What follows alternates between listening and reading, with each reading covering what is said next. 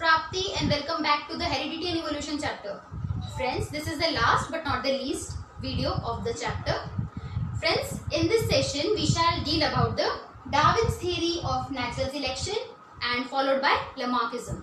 Okay, so in this session I would tell you about the Darwin's theory of natural selection.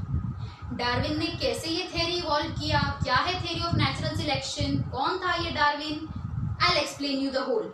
Okay, तो पहले Darwin के बारे में थोड़ा जान लेते हैं. डार्विन एक इंग्लिश बायोलॉजिस्ट था. Okay, he had studied each and every species present on the earth. जी हाँ, उसने हर एक स्पीशीज को स्टडी किया था और उसने एक बुक भी पब्लिश की थी, that is origin of species which is mentioned. I tell you about it later. तो डार्विन का मेनली कहना क्या था? Darwin was about to say that each and every animal and each and every plant existed on this earth has evolved from a common ancestor. Okay? जितने भी animals इस अर्थ पे हैं, जितने भी plants इस अर्थ पे हैं, वो सारे कोई एक ऑर्गेनिज्म से, कोई एक एंसेस्टर से ही इवॉल्व हुए हैं. तो ये था कहना डार्विन का. Okay, so this was the intro about Darwin. अभी Darwin's theory of natural selection क्या है? तो जैसे मैंने आपको बताया कि डार्विन ने बहुत इननंबरेबल स्पीशीज ऑफ एनिमल्स और प्लांट्स को स्टडी किया था, वैसे ही डार्विन ने अपना मत रखा था और वी कैन से उसने एक अपना व्यू बताया था इन सारी स्पीशीज को लेके, जो उसने ओरिजिन ऑफ स्पीशीज बुक में लिखा था और he publish this book origin of species. Okay, Darwin का जो ये ओरिजिन ऑफ स्पीशीज है ये बहुत पॉपुलर हुआ था बुक. उस बुक में इसने हर एक स्पीशीज के बारे में इंट्रोडक्शन दिया था कि ये स्पीशीज कहाँ से इवॉल्व होके आया है. Okay, now the next thing about this is, जैसे मैंने आपको पहले भी सेशन में बताया था, सर्वाइवल ऑफ द फिटेस्ट. जैसे कि बहुत सारे ऑर्गेनिजम्स प्रेजेंट थे अर्थ पे स्टार्टिंग टाइम में, तो आज तक सारे ही प्रेजेंट है क्या? नहीं, आज तक सारे ही प्रेजेंट नहीं है. और क्यों प्रेजेंट नहीं है आज तक सारे ही? Because there was some reason that some organisms आगे बढ़ गए मॉडिफिकेशन होके, पर कुछ ऑर्गेनिजम्स मॉडिफाई नहीं कर पाए खुद को. दे वर अनेबल और they were incapable to compete with the surrounding. Okay, simply बोलूं तो कुछ ऐसे ऑर्गेनिजम्स थे जो सराउंडिंग के साथ मैच होके उन्होंने लिविंग थिंग्स को या फिर लाइफ को एक्सेप्ट कर लिया था. बट कुछ ऐसे भी ऑर्गेनिजम्स थे जो सराउंडिंग के साथ अपना वो बोलते हैं ना रेपो नहीं बना पाए थे. सराउंडिंग के साथ कुछ ऑर्गेनिजम्स अपना रेपो नहीं बना पाए थे, तो इसकी वजह से उन्हें पेरिश होना पड़ा. पेरिश होना पड़ा मतलब इसकी वजह से उन्हें सरवाइव करने का चांस नहीं मिला. दे पेरिश्ड मतलब वो मर गए. ओके, सो ये दो चीजें उसने बताई और उसने ये भी बताया कि वही ऑर्गेनिज्म एग्जिस्ट कर सकता है अर्थ के ऊपर जो फिट है. अभी फिट से मतलब कहाँ से आता है? फिट है मतलब क्या बॉडी बिल्डर है? नहीं, फिट है इन द सेंस कि वो अपने अंदर मॉडिफिकेशन कर सकता है. ओके, अभी मॉडिफिकेशन बोलेंगे आप क्या होता है? अच्छा, एक ऑर्गेनिज्म है और वी कैन से कि जो ऑर्गेनिज्म सराउंडिंग से खुद को अडेप्ट कर लेता है. ओके, लाइक वी कैन से कि बाहर बहुत ठंडी है, बट कुछ ऑर्गेनिजम्स है जो वो ठंडी के साथ अपना रेपो नहीं बना पाए हैं या फिर ठंडी के साथ वो कोप अप नहीं कर पाए हैं, तो दे डाई. बट ऐसे भी बहुत सारे ऑर्गेनिजम्स थे कि जो बाहर ठंडी एनवायरनमेंट ठंडा होने की वजह से उन्होंने अपनी बॉडी पे फर या फिर हेयर प्रोडक्शंस को ज्यादा कर लिया था. हाँ, हेयर प्रोडक्शंस को ज्यादा कर लिया था. मतलब वो ऑर्गेनिजम्स ने क्या किया? एनवायरनमेंट के साथ खुद को अडेप्ट कर लिया. मतलब अभी ठंड है तो ठंड को तो नहीं बदल सकते, तो हम लोग ही अडेप्ट हो जाते हैं. अभी वो लोग रजाई वजाई तो नहीं ले सकते हैं, तो उन्होंने क्या? दे डेवलप हेयर, फर उन्होंने अपने बॉडी पे डेवलप कर लिया. तो ऐसे क्या हो गया कि दे बिकेम मॉडिफाइड. उन्होंने अपना अपडेशन कर लिया, अपना मॉडिफिकेशन कर लिया. जैसे हमें आजकल सब कुछ अपडेटेड चाहिए, अपडेटेड वर्जन ऑफ फोन चाहिए, अपडेटेड वर्जन ऑफ लैपटॉप चाहिए, सब कुछ अपडेटेड चाहिए. कुछ हमें पुराना चाहिए क्या? उसका तो कुछ वैल्यू ही नहीं है. तो वैसे ही अपडेशन, मॉडिफिकेशन वही ऑर्गेनिजम्स कर सकते हैं जो केपेबल हैं सर्वाइवल के। जो ऑर्गेनिजम्स अपडेशन मॉडिफिकेशन अपने अंदर नहीं ला सकते हैं, अफसोस वो मर जाते हैं। Is it clear? This was nothing but the survival of the fittest. इसको हम लोग बोलेंगे सर्वाइवल ऑफ द फिटेस्ट। जो फिट है वही सर्वाइव करेगा, जो फिट नहीं है उसे कोई हक नहीं है जिंदा रहने का। So this was all about that. But अभी डार्विन ने इतना ठोस सबूत के साथ ये बता दिया था कि ऐसा ऐसा होता है। तो आपको तो पता है, every successful man has some cracks to lean him back. Okay, so Darwin के भी टाइम पे कुछ होंगे लोग जो डार्विन को भी पीछे खींचना चाहते थे। They used to criticise Darwin, तो वो लोग क्रिटिसाइज करते थे उसको कि नहीं, this is not right, this is wrong and everything that.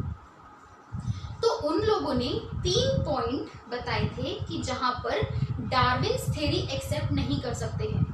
और देखा जाए तो ये 3 पॉइंट्स हम लोग बोल सकते हैं कि होने भी चाहिए थे कि हाँ, ये 3 पॉइंट के बारे में डार्विन ने क्यों कुछ नहीं बताया। तो वो 3 पॉइंट आपकी बुक में मेंशन किए गए हैं। वो पॉइंट्स हैं, natural selection is not only factor responsible for evolution. सही बात है, नेचर जिसको सिलेक्ट करेगा वही एक पॉइंट थोड़ी है इवोल्यूशन के लिए।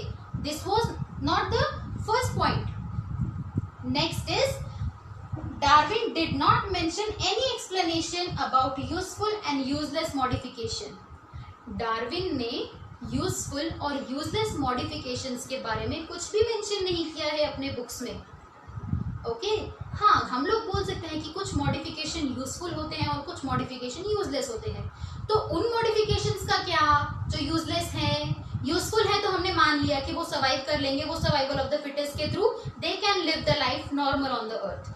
बट अभी जो नहीं कर पाए तो उसके बारे में क्या, तो इसके बारे में भी डार्विन ने कुछ नहीं बताया है हमें। The third point is there is no explanation about slow changes और अब्रप्ट चेंजेस। ये बात भी सही है कि उसने स्लो चेंजेस और अब्रप्ट चेंजेस के बारे में बताया ही नहीं है। अभी कुछ ऑर्गेनिजम्स हैं जो अपने अंदर एकदम सडनली चेंजेस कर लेते हैं, अब्रप्ट चेंजेस कर लेते हैं, और कुछ जो हैं वो बहुत धीरे धीरे धीरे धीरे करते हैं चेंजेस। उन दोनों के बारे में भी डार्विन ने कुछ नहीं बताया है। तो ये 3 पॉइंट थे जहां पर डार्विन की थ्योरी को थोड़ा क्रिटिसाइज किया गया था। Okay, irrespective of all those objections, Darwin work on evolution has been a milestone. तो रहने दो, जितने भी उसके लैक्यूनास होने दो, पर डार्विन का जो काम था वो रियली अ माइलस्टोन प्ले कर रहा था in the field of evolution. हम लोग इवोल्यूशन को स्टडी कर रहे थे और उसी टाइम पे डार्विन ने इतना इम्पोर्टेंट थ्योरी प्रपोज किया, थ्योरी ऑफ नेचुरल सिलेक्शन। तो it is a milestone in the work of evolution. Okay friends, is this clear? Darwin's theory of natural selection. Darwin's theory of natural selection में कुछ ज्यादा नहीं है। Origin of species वो book उसने publish की थी। उसके बाद उसने सर्वाइवल ऑफ द फिटेस्ट बताया था कि जो फिट है वही सर्वाइव करेगा। और उसके बाद ये 3 लैक्यूनास जो डार्विन थ्योरी ने नहीं बताए थे, ये जो ऑब्जेक्शंस थे उसके खिलाफ लोगों ने उठाए थे। तो ये 3 ऑब्जेक्शंस के बारे में आपको मेंशन करना है। Okay, so this was all about the Darwin's theory of natural selection. Now friends, coming towards the next part of the chapter, that is Lamarckism. I hope आपको Darwin's theory of natural selection समझ गया है। अभी next topic is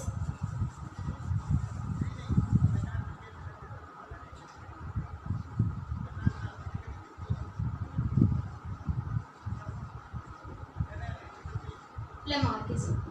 अब आप बोलेंगे ये कैसा नाम है? ओके, सो लेमार्किज्म नाम साइंटिस्ट की वजह से पड़ा। ओके, जीन बैप्टिस्टी लेमार्क प्रपोज्ड, तो उसने ये प्रपोज किया था जो मैं बताने जा रही हूँ। इसकी वजह से उसका नाम पड़ गया लेमार्किज्म। ओके, जैसे अगर मैं कुछ प्रपोज करती हूँ या मैं कुछ प्रपोज करती हूँ नया, तो प्राप्तिज्म ऐसा हो सकता है। ओके, सो लेमार्किज्म, जीन बैप्टिस्टी लेमार्किज्म ने क्या बताया था? ओके, सिंपल जिस्ट बता दूं अगर इसका, तो ये है, Lamarck proposed that the activities of the organism are responsible for the changes or responsible for the evolution। जो ऑर्गेनिज्म या जो एनिमल जिस टाइप की एक्टिविटीज करता है वो ही उसका बेस होता है, किस चीज का, इवोल्यूशन का बेस हो जाता है। और हम लोग ऐसा बोल सकते हैं कि the activities which are performed by the animals are responsible for the evolution. मतलब एग्जाम्पल यह है जिराफ का। Okay, so will start with the example. पहले एग्जाम्पल्स बताती हूँ, फिर वो मॉर्फोलॉजी के बारे में जो बोला है वो बताती हूँ, वो थोड़ा कंफ्यूजिंग है। ओके, सो जिराफ का एग्जाम्पल क्या दिया है कि पहले जिराफ का नेक इतना लंबा नहीं होता था, इतना लॉन्ग नहीं होता होगा जितना अभी होता है। तो इनिशियल टाइम पे जब जिराफ का इवोल्यूशन हुआ होगा तो जिराफ का नेक जो होता है वो स्मॉल हुआ होगा। बट अभी जैसे giraffe is herbivorous, so it needs to और he needs to eat the trees, plants. तो जैसे ही ट्रीज खाने पड़ते थे तो उसको अपना नेक ऊपर करके खाना पड़ता होगा ऑब्वियसली। तो जैसे ही ईच एंड एवरी टाइम उसको भूख लगती होगी, वो खाता होगा, तो उसका नेक जो था वो स्ट्रेच होता रहेगा। क्या हो जाएगा, उसका नेक स्ट्रेच होता रहेगा।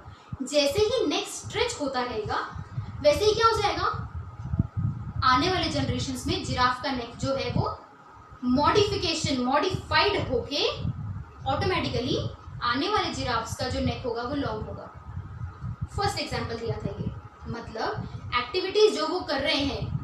ओके, जो मैंने पहले बताया था that Lamarck proposed that the activities of the organism are responsible for the evolution. Okay, ये एक्टिविटी जिराफ का जो था गर्दन लंबी करके खाना, ये उसका हो गया इवोल्यूशन का फैक्टर, ये उसका रिस्पॉन्सिबल हो गया इवोल्यूशन के लिए। कैसे कि उसको हर टाइम जब खाना होता है वो अपनी गर्दन लंबी करके खाता है। तो वैसे ही आने वाले जनरेशन में जो जिराफ्स पैदा हुए वो लंबी नेक वाले पैदा हुए, उनकी जो नेक थी वो लॉन्ग थी। Okay, this was the first example. Second example जो दिया है वो है आयरन स्मिथ का, लोहार। अभी आयरन स्मिथ का कैसे है, उनका तो काम होता है to deal with the iron, तो उनका जो काम होता है हैमरिंग करना iron. You all know iron is so hard element, उसको हैमर करना, so much power we need, so much strength we need, कितना पावर, कितना ताकत लगता होगा आयरन को हैमर करने के लिए। तो ऐसा माना गया कि आयरन स्मिथ के आने वाले जो जनरेशन्स थे उनके शोल्डर्स पहले से ही बहुत स्ट्रांग थे। अरे भाई, ये कैसे हो सकता है? तो हाँ, ये हुआ था। ओके, जैसे लोहार के बच्चों के जो शोल्डर्स थे वो बहुत ही ज्यादा स्ट्रांग थे। ये हो गया second example. Now coming towards the third example. Third example दिया है ईमू का और ऑस्ट्रिच का। ईमू और ऑस्ट्रिच अपने विंग्स का ज्यादा उपयोग नहीं करते थे, ज्यादा यूज नहीं करते थे। इसकी वजह से उनके जो फेदर्स थे और उनके जो विंग्स थे वो डिटोरिएट हो गए, या फिर उनके we can say the wings were due to became weak due to no use. उनका यूज नहीं था, इसके लिए वो धीरे धीरे क्या हो गए, डिटोरिएट हो गए। Next is legs of the bird like swan and duck have become useful